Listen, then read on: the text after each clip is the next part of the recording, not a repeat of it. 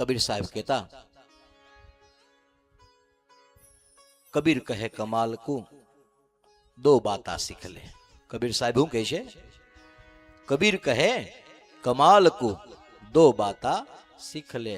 હું કર સાહેબ કી બંદગી અને ભૂખે કો કુછ. ભગવાનનું સ્મરણ કર અને ભૂખ્યા હોય એને દે. આ બે વાત. હવે તો કીધું હવે યાદ કરો કેમ થાય છે, આમાંથી શું થાય છે આપણીથી? બંદગી થાય છે, ભજન થાય છે. ભજન કોને કહેવાય? દરરોજ સવારે ઉઠીને ટન ટન ટન ટન કરીને મંદિરિયાની સામે કરો છો, પણ આંખો બંધ કરો તો તમારો ભગવાન તમારી સામે દાંત કાઢે છે? અહીંયા બેઠા બેઠા ચાલો એક પ્રશ્ન પૂછું હું તમને. બધાને ઘરે ભગવાનની મૂર્તિ છે, બધાને ઘરે ભગવાનના ફોટા છબી બધું છે.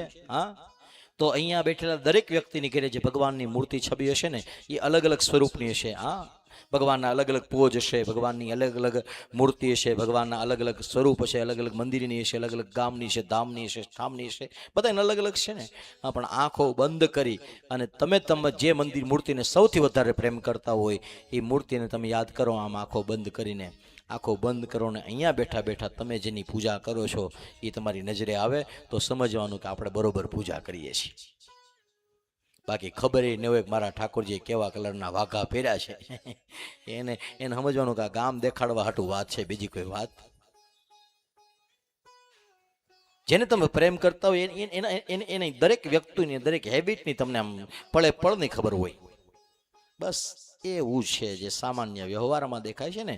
એ સામાન્ય પ્રેમ હોય પતિ પત્ની વચ્ચે હોય તો પછી શું હોય કે પતિ પત્ની વચ્ચે હોય પ્રેમ તો પછી એ પત્નીના અમુક કલરના કપડા પતિને ન ગમે, પતિ અમુક કલરનું કપડું પહેરે એ સ્પેશિયલી ઓલા ન ગમતું હોય તો આવડિયા પહેરાવે ને એવું બધું એ બે માણસ વચ્ચે એ જેની વચ્ચે પ્રેમ સંબંધ હોય, સારા એકબીજા સાથે બનતું હોય એ એવું કરે એકબીજાને કે આવું પહેરજો ને, આમ કરજો ને, તેડવા આવો તે આમ આવજો ને, આ કપડાં પહેરીને આવજો ને.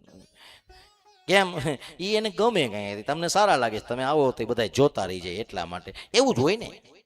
હા, બસ એવું જ વ્યવહારમાં તમે તમારા ઠાકોરજીની સેવા કરો ને ત્યારે તમને અંદરથી એવો ભાવ હોવો જોઈએ કે આ વાઘો સારો નથી લાગતો, આ કલર. અને એ તમે જે સ્વરૂપને પ્રેમ કરતા હોય ને એની દરેક વસ્તુ તમને અસર કરે ભગવાન. અને એ પણ તમને કહે સાચે, એ તમને એમ કહી દે ક્યારેક જો તમે ક્યારેક નાયા ધોયા વિના વ્યવસ્થિત અમે કે થોડોક વ્યવસ્થિત થા ભાઈ, એટલે આ તને નથી સારું લાગતું. તમે જો ભગવાનને પ્રેમ કરતા હોય તો જેમ એક સામાન્ય પુરુષ એની પત્નીને કહી દે ને કે આ તને નથી સારું લાગતું, એમ તમારો ભગવાન ભક્તને કહી દે તને આ સારું નથી લાગતું. તમારે એ સાંભળવા માટે એવા કાન બનાવવા પડે, તમારી જોવા માટે એવા નેત્ર બનાવવા પડે, તમારે એ જોવા માટે એ સ્વાદ લેવા માટે એવી જીભ બનાવવી પડે. અને એ કે વાત કરે ભગવાન, એની પાસે ફોન છે પણ નંબર કોને આપે છે? જેને પ્રેમ કરે છે એને. બધા પાસે એનો નંબર ન હોય. કરવો છે ટેલી ફોન કનૈયા, સાચો નંબર મને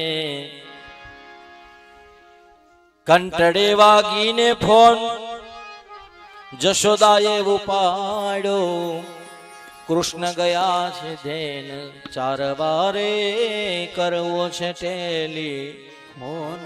અને છે ભગવાન આ ગીત તો 5 કે 15 કે 3-4 વર્ષ પહેલા આવ્યો. ટેલિફોન કર્યો તો કોણે? મહારાષ્ટ્રની અંદર સાસરે ગયેલી સખુબાએ ટેલિફોન કર્યો તો ડાકોર પંઢરપુરમાં વિઠ્ઠલનાથને.